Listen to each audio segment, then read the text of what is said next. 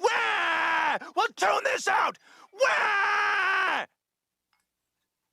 Ah!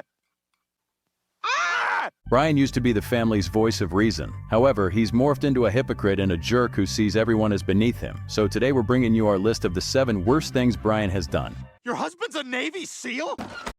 What the hell is going on here? What is this? Ruff. You got a dog? Ruff, ruff, ruff. Well, hey there, buddy. Wow, his nose is super wet. He must be healthy. Up. Number 7. Framed his coworker. Martha, gorgeous, headstrong, legs as long as spaghetti noodles, enters. Oh, Brian, never missing a shot at wooing a lovely lady, but oh boy, the worst is still ahead. After landing a gig at a hotline, he sets his sights on a charming coworker, Martha. After striking out on the first pitch, he resorts to Facebook stalking for some insider info. Well, that's his plan, but a photo pushes him to do something you really shouldn't be doing at work. Talk about digging your own grave, huh? You know what, Brian? I will. Oh my God! Gross! You scumbag! Oh boy, getting caught fantasizing over a picture of Martha's mother and him at a funeral. That's definitely a new low for Brian. Just when you think Brian can't stoop any lower, he finds a new basement. To save his own skin, he took the dubious advice of his landlord and framed Martha in a drug trafficking case. Found it. What is that? Like you don't know. Cocaine. Glorious cocaine. Best thing ever. You're gonna have to come with us. Poor Martha. She even tried patching things up with Brian again, but it was too late. Brian's betrayal had already sealed her fate. I wanted to tell you, I thought a lot about what happened, and I guess, in your own weird way, you were complimenting me. What? Eventually, Karma did catch up with Brian, but hey, it's Brian we're talking about. Even Karma had to chuckle at his endless mischiefs. Ow! My leg is broken! Only thing I can possibly do is lick it repeatedly. Number 6. Taking advantage of Lois. Be great. A whole evening with Lois. We are gonna have such a fun time. Lois, my darling. A couple of steaks, some wine, maybe a couple of sundaes. Lois, my darling. Yeah, Brian daydreaming about Lois, but that's just the start of something unimaginable. We've seen Lois and Brian's bond throughout the show, always with the clear boundaries of an owner and a loyal dog. But things got really ugly when Brian gets invited to a swanky hotel to claim his prize for essay writing and decides to bring along Lois and Peter. That was beautiful, Brian. Well, you know what they say. Write what's in your heart. Hey, did I miss Byron's reward? Brian's award. And yes, you did, Peter. Upon noticing Peter neglecting Lois during the event, Brian started developing some intimate feelings for her. Things really blew up when Brian and Lois were drinking, and in his inebriated state, he tried to take advantage of her. Talk about crossing a line. Brian's got a knack for finding new lows, doesn't he? Would you like some more champagne? I'd love some. A few moments later. Oh my God, Brian, no! No, stop it! What are you doing? I can't help myself, Lois. I know you're married to Peter, but I love you and I can't stand it anymore. Number 5. Underage Patty. Hey there, babe. Hey, Brian. You ready? Got the smash mouth queued up in the pre. Brian, what are you doing here? I'm here to pick up Patty. We're going to see a movie called Brittany Finds a Lump. Brian just can't seem to steer clear of trouble with the ladies, even if it means spending the night chained up outside the house. But hitting on a college girl? Oh, Brian. I'm afraid not all dogs go to heaven, especially not you. Oh, whoops. Ooh, yeah.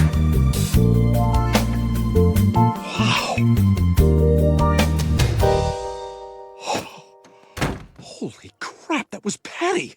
Brian finds himself utterly smitten with Meg's friend Patty after catching a glimpse of her changing clothes. He started developing feelings for her and even worked up the nerve to ask her out on a date. All right, we're out of here. Feel free to use the seat warmer. Keep that box hot. His intentions were crystal clear. He wanted to make out with her. Unfortunately for him, Meg stepped in just in time to prevent him from engaging in that illegal behavior. Still, it's pretty low that he even tried. Well, I'm not like most guys. I can see past that sweater. Speaking of which, why don't we get rid of that big old thing? Brian, stop! You don't have to do this, Patty. Brian's just taking advantage of you. What? That's crazy! What? Number 4. Blind date. Yes, may I help you, gentlemen? Hey, you're in a tough part of town. Now give me your purse, dollface. Hey, you get your hands off that! I don't care how many of you there are, you're not taking this purse! How the hell we on? Let's get 'em, boys! Brian? Stay right there, Kate. I'll handle this. Yeah, you like that, huh? This guy's tough! Brian's dating track record is spotty at best. The trouble is, he always finds a way to mess things up, like in one episode where he crossed all limits to show just how desperate he was for girls. I'm Kate. I'm Brian. Hey, you want to go outside? Maybe a little quieter? Sure.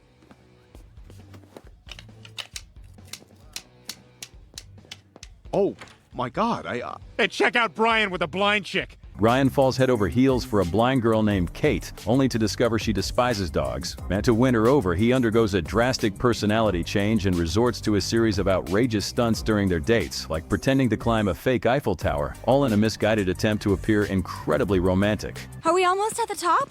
Yep, just a few more steps. Here we are. Ah, the winds of Paris. Isn't that what they say? Oh, that breeze is gorgeous.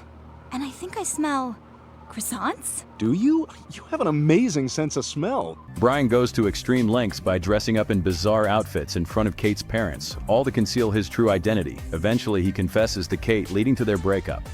What the hell? You're not gonna stick me with that thing? I don't think that's a real nurse. Just hold still. Pretend you're at the vet. Vet? I hate the vet! There's a dog in here. There's an old saying, you can't teach an old dog new tricks, and Brian seems to be the perfect candidate for that. He starts dating Kate again, this time with a completely different personality and voice. Hey, are you Kate? Yes? Hey, it's Noah from J-Date. Oh my God, hi! Number 3, ignoring child abuse. Jeez, you're a mess. What is that? That was finger paint day. What the hell? Why didn't they clean you up before you left? Brian, there's like 37 other kids in there. One was in a drawer all day. Wow, seems like Lois would have checked that stuff out before sending you. Just when you think Brian is regaining his ability to speak up on important issues, something happens that lands him on the receiving end of being a total douchebag. Like in one episode, when he discovers that Stewie's daycare isn't being run well, he decides to visit and witness it firsthand. Oh my God!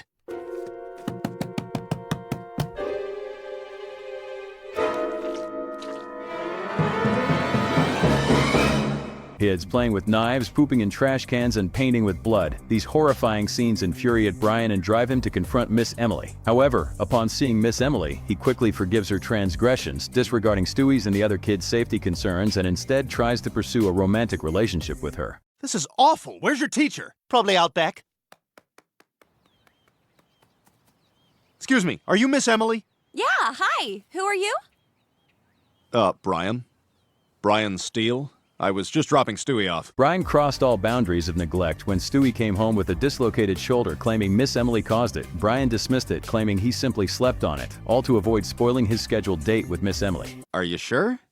Are you sure you didn't just sleep on it, funny? Does this look like I slept on it, funny? I'm gonna tell Mom. Mom! You are not going anywhere. I finally have a date with Miss Emily tomorrow, and I'm not going to let you or anybody else get in my way until I have seen every inch of her naked. But upon discovering that Miss Emily had a boyfriend, Brian finally came to his senses and decided to call the cops. Better late than never, but it's clear he only took action because he couldn't get what he wanted. Number 2, shooting a random waiter. Hey! Son of a bitch. Oh. This is like a video game. How bad of a guy is Brian? He can be negligent or a total pervert, right? Well, folks, you haven't seen the full extent of Brian yet, because what he did in Paris tops all the worst things he's done. While trying to save Meg, Stewie gives Brian a gun to defend himself against a gang of kidnappers. Brian was nervous at first, but soon started having a bit too much fun with the firearm, treating it like a video game. He successfully took down a few of the grunts, and then inexplicably shot a waiter on another boat for absolutely no reason other than to show off. Huh, I'm kinda good at this. Later, dink. And then he gives that cocky smile like it's not a big deal. To make matters worse, that was his last bullet, wasted on the waiter, leaving him defenseless against the gang members.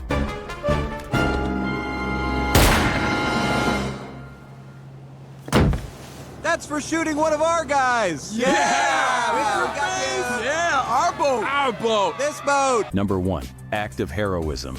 Hey, what the hell is up with this letter? It says I'm no longer covered on your health insurance. Oh yeah, they don't cover dogs no more. You could do Cobra for $7,300 a month, though. Brian Griffin taking charge from the front and then letting it slide deliberately, definitely deserving the top spot on our list. We know Brian is a womanizer and will do anything to get his hands on him, but it seems he draws the line at single mothers. While boasting about an act of heroism that resulted in a hernia, Brian recalls how he bravely prevented a car from sliding into the water. Somebody help me! I'm sinking!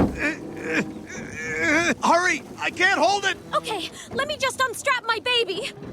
Oh, slipping, sorry. Well, apparently it seemed really heroic until he heard she's having a baby on board.